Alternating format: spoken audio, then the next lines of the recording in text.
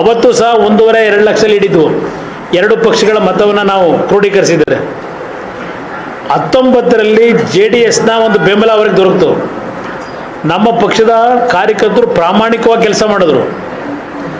BJP ಅಭ್ಯರ್ಥಿ ಮತ ಕೇಳದೆ ಬರೀ ಅರ್ಜಿ ಹಾಕಿದ್ದಕ್ಕೇನೆ ಆಗ 6 ಲಕ್ಷ ಮತ ಕೊಟ್ಟಿದ್ರು 2019ರ ಚುನಾವಣೆ. ಮೊನ್ನೆ ಅಸೆಂಬ್ಲಿ ಚುನಾವಣೆ ಬಂದಾಗ 2023ರಲ್ಲಿ ಅಸೆಂಬ್ಲಿ ಚುನಾವಣೆಯಲ್ಲಿ ನಾವು ಪಡೆದಂಥ ಮತ BJP ಅವರು ಪಡೆದಂಥ ಮತವನ್ನು ನೀವು ಒಟ್ಟುಗೂಡಿಸಿದ್ರೆ 2 ಲಕ್ಷ ಡಿಫರೆನ್ಸ್ ಇದೆ ಕಾಂಗ್ರೆಸ್ಗೂ ಎರಡೂ ಪಕ್ಷಗಳ ನಡುವೆ. ಯಾವಾಗ ನಾವು BJP ಮತ್ತು JDSನ ಹೊಂದಾಣಿಕೆ ಮಾಡೋದು ಅದು ನಮ್ಮ ಗೆಲುವಿಗೆ ಅತ್ಯಂತ ಸುಲಭವಾದಂಥ ಚುನಾವಣೆ ಆಯಿತು. ಅವರು ಹಣ ಖರ್ಚು ಮಾಡಿದರು, ಅವರ ಹಣ ಇಲ್ಲಿ ವಿಜಯಕ್ಕೆ ಫಲ ಕೊಡಲಿಲ್ಲ.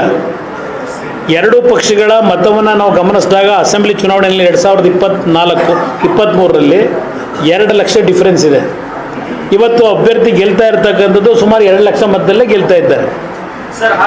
ಅವ್ರು ಹೇಳಿದ್ರಲ್ಲ JDSನ ಪಕ್ಷ ಮುಳುಗಿಸಿ ಸ್ವಾಮಿಯವರು ದೇವೇಗೌಡರು ಅಳಿಯನ್ನೇ BJP JDS ಮೊಳಗೆ ಹೋಯ್ತು, ಕಾರ್ಯಕರ್ತರೆಲ್ಲ ನಮ್ಮನೆ ಬಾಗಿಲು ತೆಗೆದಿದೆ ಬನ್ರಪ್ಪ ಬನ್ನಿ ಅಂದ್ರಲ್ಲ ನಮ್ಮ ಕಾಂಗ್ರೆಸ್ ಅಧ್ಯಕ್ಷರು. ನಾನು ಅವತ್ತು ಹೇಳಿದೆ, ಅವತ್ತು ಯಾತಕ್ಕೆ ಆ ಸ್ಟ್ರಾಟಜಿಯನ್ನು ನಾವು ಮಾಡಿದ್ದೇವೆ, ಮಂಜುನಾಥ್ ಅವ್ರನ್ನ ಅಲ್ಲಿಂದ ಯಾಕೆ ಅಭ್ಯರ್ಥಿ ಮಾಡಿದ್ದೇವೆ, ಚುನಾವಣಾ ಫಲಿತಾಂಶ ಬಂದ ಮೇಲೆ ಹೇಳ್ತೀನಿ ಅಂತ ಹೇಳಿದ್ದೆ.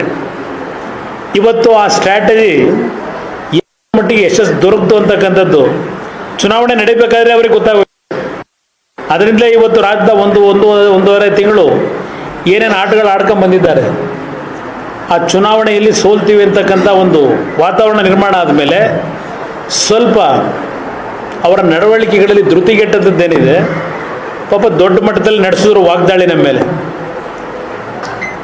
ನಾವು ಕುರಿ ಕೋಳಿ ಅದೇಂಥದ್ದು ಶತ್ರು ಭೈರವ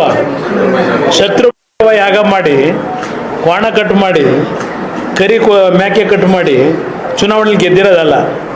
ಬೆಂಗಳೂರು ಗ್ರಾಮಾಂತರದಲ್ಲಿ ಕಾರ್ಯಕರ್ತರು BJP JDSನ ಕಾರ್ಯಕರ್ತರು ಮತ್ತು ಅದರ ಜೊತೆಗೆ ನರೇಂದ್ರ ಮೋದಿ ಅವರ ವರ್ಚಸ್ಸು, ಮಂಜುನಾಥ್ ಅವರ ವೈದ್ಯಕೀಯ ರಂಗದ ಸೇವೆ, ಇದು ಎಲ್ಲದರ ಹಿನ್ನೆಲೆಯಲ್ಲಿ ಗೆಲ್ತಾ ಇದ್ದೇವಲ್ಲಿ.